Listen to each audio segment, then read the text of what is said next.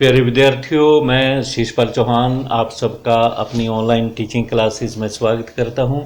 इस वीडियो में मैं आप सबके लिए पार्टिसिपल्स लेके आया हूँ। पार्टिसिपल्स तीन तरह का होता है: प्रेजेंट पार्टिसिपल, पास्ट पार्टिसिपल और परफेक्ट पार्टिसिपल। मुझे पूरी उम्मीद है कि आपको ये तीनों टर्म्स अच्छी तरह से समझ आ जाएंगी।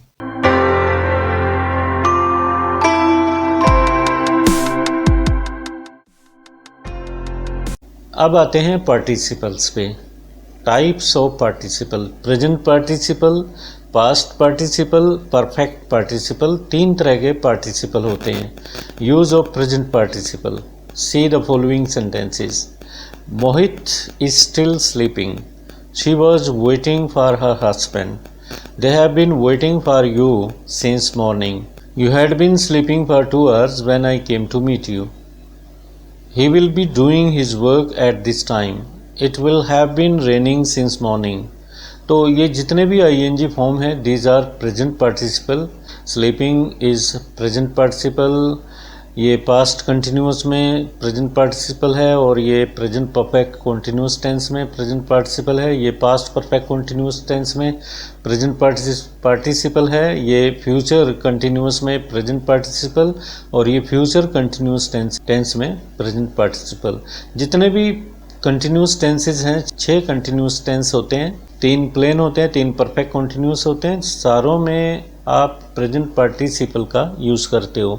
तो पहला यूसेज यही हुआ कि we make continuous tenses with the help of present participle. ये पहला यूसेज हो चुका है। Present participles are used in all the continuous tenses. In the above sentences the underlined words are present participle. Second usage is present participle is also used as an adjective. Present participle जो ING form होती है, verb के साथ first form के साथ जब ING लगती है तो ये प्रेजेंट पार्टिसिपल बनता है। तो ये एडजेक्टिव का भी काम करता है। जैसे dripping taps always irritate me. तो टैप्स कैसी? ड्रिपिंग, जो टपकती हैं।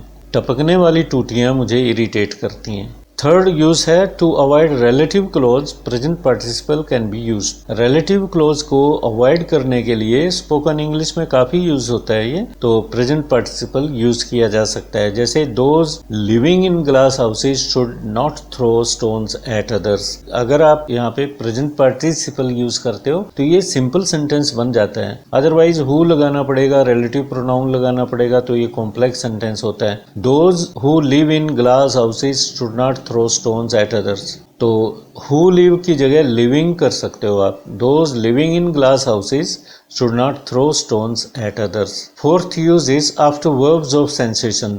वर्ब्स ऑफ सेंसेशन के बाद आप प्रेजेंट पार्टिसिपल का यूज कर सकते हो। फील, हियर, सी, स्मेल के बाद आई heard him singing a song. जैसे आपने बेयर इन्फिनेटिव यूज किया था, आई heard him sing a song, इनमें दोनों में अंतर है। अगर आप सिंगिंग यूज करते हो, अगर आप ये कहते हो I heard him sing a song, there is a difference between the two usages. अगर आप प्रेजेंट पार्टिसिपल यूज कर रहे हो तो इसका मतलब एक्टिविटी आपने बीच में से सुनी, आपने किसी को गीत गाते सुना। अगर आप ये कहते हो I heard him singing a song, इसका मतलब आपने पूरा गीत शुरू से अंत तक नहीं सुना, आपने बीच में सुना, बीच से अंत तक सुना। अगर आप ये कहते हो I heard him sing a song, आपने बिगिनिंग से लेके एंड तक आपने पूरा गीत सुना, तब ये मीनिंग होता है। पांचवा यूसेज है to express two pieces of work being done at the same time. एक ही समय में 2 कार्य अगर कोई कर रहा है तो आप प्रेजेंट पार्टिसिपल का यूज कर सकते हो। जैसे she entered the room singing a song. While आप यूज कर भी सकते हो, नहीं भी कर सकते, कई बार आप छोड़ सकते हो। He entered the room singing a song. वह कमरे में गीत गाते दाखिल हुआ, प्रवेश हुआ। उसने कमरे में गीत गाते हुए प्रवेश किया। कुछ एक्सप्रेशन ऐसे हैं जो ये पार्टिसिपल का यूज लेते हैं। Found plus object plus present participle, left plus object plus present participle. दोनों कंस्ट्रक्शन में आप PP means present participle use कर सकते हो। The watchman was caught sleeping. Watchman सोता हुआ पकड़ा गया। Fate left him crying. तो ये क्राइंग, स्लीपिंग प्रेजेंट पार्टिसिपल है। और कंस्ट्रक्शन फाउंड, ये कॉट आ सकता है, फाउंड आ सकता है, तो इस तरह से ये लेफ्ट आ सकता है। He was found talking secretly with the terrorist. ये talking is present participle. Some more examples. He was busy preparing for the exams. वह एग्जाम्स में बिजी था, प्रिपेयर करने में, तो बिजी के बाद ing form I. Seeing the police, the thief ran away at once. Police को देख के चोर एकदम भाग गया. तो सीइंग ये प्रेजेंट पार्टिसिपल है और ये सिंपल सेंटेंस है. हालांकि इसको कॉम्प्लेक्स सेंटेंस में इसी बात को कह सकते हो. When the thief saw the police he ran away at once. Complex बन गया, इसको कंपाउंड में भी बदला जा सकता है. अब है यूज ऑफ पास्ट पार्टिसिपल. ये था प्रेजेंट पार्टिसिपल का यूज देखा आपने.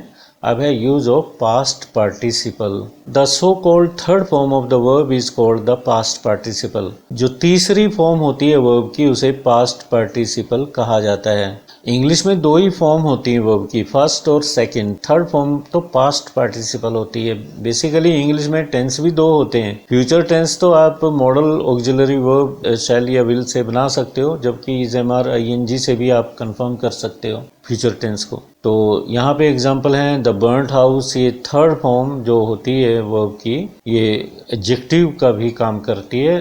द डिजर्टेड विलेज, उजड़ा हुआ गांव. जला हुआ घर, बर्न्ट हाउस, ये एडजेक्टिव है. घर कैसा है? जला हुआ.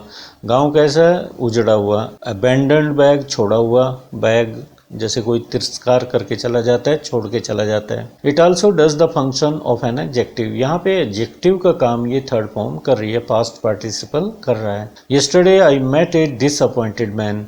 तो डिसअपॉइंटेड की जगह आप सैड लिख दो तब भी वही बात रहेगी. I met a sad man या डिसअपॉइंटेड मैन. तो सैड की जगह थर्ड फॉर्म जो पास्ट पार्टिसिपल है वो एडजेक्टिव का काम करता है. और थर्ड टाइप है पार्टिसिपल की, परफेक्ट पार्टिसिपल. इसकी कंस्ट्रक्शन होती है formation having plus past participle, having plus third form. जैसे having finished my work I went to bed to sleep. अपना काम खत्म करने के पश्चात मैं अपने बिस्तर पे सोने के लिए चला गया. Compare it with the use of participle. यहाँ पे अगर ये है finishing my work I went to bed, तो वो तर्क संगत नहीं होगा, मीनिंगफुल सेंटेंस नहीं होगा. अगर आप हैविंग लगाते हैं तो इसका मतलब यह है कि आपने थोड़ा समय लिया. काम फिनिश करने के पश्चात आपने 5-7 मिनट, 2-4 मिनट कुछ लिए होंगे, फ्रेश हुए, पानी पिया, उसके बाद आप सोने के लिए गए चेंज करके.